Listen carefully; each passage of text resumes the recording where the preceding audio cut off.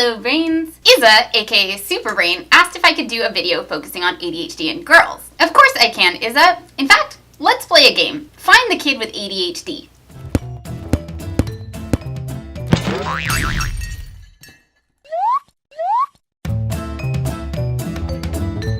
This one's a no-brainer, right? Well, you know what I mean. But did you notice the girl brain staring out the window? How about the one still working on her test long after everyone else is finished? If you didn't, you're not alone. Boys are diagnosed with ADHD 3 to 4 times as often as girls are, even though research is starting to show that girls are just as likely to have it. In fact, some experts believe that boys are being overdiagnosed while girls tend to be underdiagnosed. Why is that? The simple answer? It's complicated.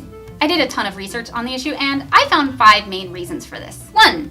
Stereotypes. Boys tend to have the hyperactivity form of ADHD, which is what we tend to think of when we think of ADHD. Since most research, literature, pop culture focuses primarily on how ADHD expresses itself in males, most people are more familiar with what ADHD looks like in males. The less girls fit into that stereotype, the less likely it is that they'll be recognized and diagnosed. 2. The squeaky wheel gets the grease. Boys with ADHD tend to cause more trouble, so parents and teachers are more likely to look for a solution. Girls tend to have the inattentive form of ADHD. On progress reports, they're the well-behaved, bright students that just need to try harder. Even the girls who are hyperactive tend to try to work harder to be good and fit in than their male counterparts do, probably due to societal pressure. 3. Clinical bias. Even if a girl does stand out enough to be referred to a mental health professional, she's less likely to be diagnosed with ADHD than a boy is, even if she has the exact same symptoms. 4.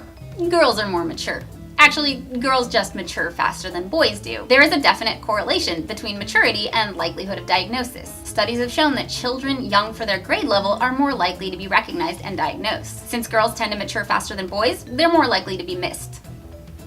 5. ADHD comes with friends, and not the good kind. 40% of those with ADHD also have a learning disability, such as dyslexia, and 75 to 80% of kids with ADHD will develop a second or even third psychiatric condition at some point in their lives, which makes things really messy and hard to diagnose even for experts. That's true for both genders, but girls are 3 times more likely than boys are to be treated for depression before they're ever diagnosed with ADHD. So, despite what pop culture would have us believe, ADHD is not a one-size-fits-all stereotype that's easy to spot. So, as teachers, coaches, parents, friends, how do we know what to look for? Well, it helps to understand what ADHD usually looks like in girls and how that differs from what it looks like in boys. Before I get started, A, I'm not a doctor, you probably know that by now, and B, these are generalizations. Not every boy or girl will behave this way, but they tend to. Boys get in trouble a lot at school and work. Girls tend to have more difficulty in social relationships and at home. Boys are usually more physically aggressive, shoving, hitting, kicking. Girls are usually more verbally aggressive. Boys' symptoms are more external. Girls' symptoms are more internal. Boys often interrupt while other people are talking. Girls space out while other people are talking.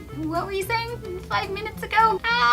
Boys externalize their frustrations. Girls tend to turn pain and anger inward. Boys are more likely to have behavioral issues. Girls are more likely to suffer from low self-esteem, anxiety, and depression. Remember, these are generalizations. This is not going to be true for everybody, and there's going to be exceptions. In fact, boys with the inattentive form of ADHD also tend to get overlooked. And even boys with hyperactivity can easily be dismissed as just boys being boys. In both boys and girls, it's important to recognize and treat ADHD as soon as possible. Early treatment can not only help manage symptoms now, but help prevent other disorders from developing in the future. I posted some great additional resources in the description below. Please share this video with teachers, coaches, parents, anybody that you think might be in a position to recognize and help a kid who is still struggling. That's it for this week. Thanks, Izza, for your great topic suggestion. If any of you would like to suggest a topic, hit me up on Facebook or Twitter or comment below, and be sure to subscribe so you will see it when I make it. Bye, brains!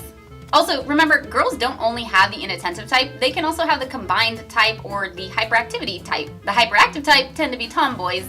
The combined type, they tend to talk a lot.